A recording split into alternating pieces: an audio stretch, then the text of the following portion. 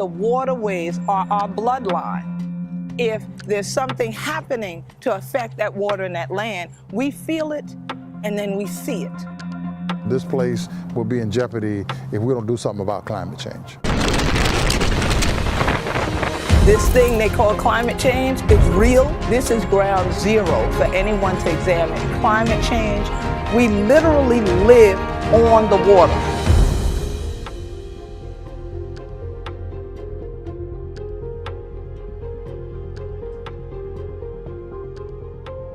They've lived here for 4 centuries. They were brought here from Africa, auctioned here, and freed here. They're the Gullah and Geechee people of the Sea Islands, a chain stretching from Jacksonville, North Carolina to Jacksonville, Florida. The islands were given to them by Union forces during the Civil War. Isolated from the mainland until recent decades, the Gullah and Geechee have been largely insulated, allowing them to preserve their unique culture. But now, the population of 200,000 is facing a threat that could destroy their way of life. The Sea Islands are the front line of climate change. We literally live on the water. And I often say to people, the waterways are our bloodline. The land is our family.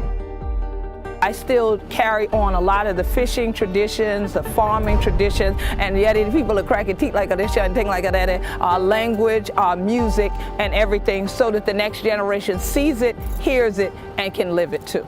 Sea levels here are predicted to rise more than 6 feet by the end of the century, which would devastate places like South Carolina's St. Helena Island. Our culture and this location, this island, are one and the same.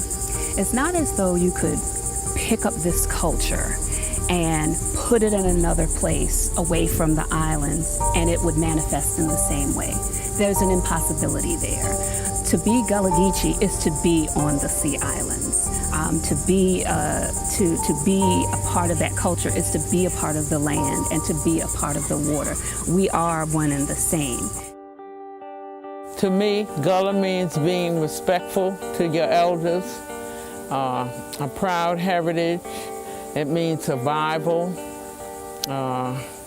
passing tradition on to the next generation, being able to survive in times like now. Living off the sea, living off the land. The farm has been in our family since the 1800s. The trees that were planted are called loblolly pine. And that's where we're planted, 22 acres. And they're coming up fine so far. It's a multi-part connection to the land. It's the connection to the land in that you use it to sustain, to grow, to feed yourself, to feed your family, and to feed your community. But it's a connection to the land in that my ancestors are in this land. Their blood, their bones, their sweat, their sacrifice is right here in the land. Where we used to have to walk a distance to get to certain things at the water, we don't have to walk that far anymore. It's like you can go a short distance and I'm on the shore. And it's like, wait a minute, like, why is the shore so short now? Like, how come I'm getting to it so fast? But nobody would listen. They called us the emotional natives, you know, like we weren't paying attention and we lived here for over 400 years. Things are changing.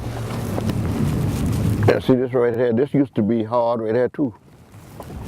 Right where the boat is. It done got soft. Used to be beach sand right here. Yeah. It's slowly rising. It's slowly rising. A lot of times coming to my home island, St. Helena Island, folks do not realize anything but the beauty of the place and the space, and they kind of get awestruck by that. But then they don't realize the pains that we feel as we can see parts of the land just drifting away along with the water. And so when we say we are literally on the front line of it, this is ground zero for anyone to examine climate change and all the other effects of it, especially sea level rise. Some scientists predict that in Charleston, just up the coast, high tides will inundate city streets nearly half the year by mid-century. Charleston has spent millions to prepare, but those resources aren't available to many of the Sea Islands. If we lost our island, we'll be lost. Oh Lord, that'd be a tremendous loss right there. I can't imagine living nowhere else.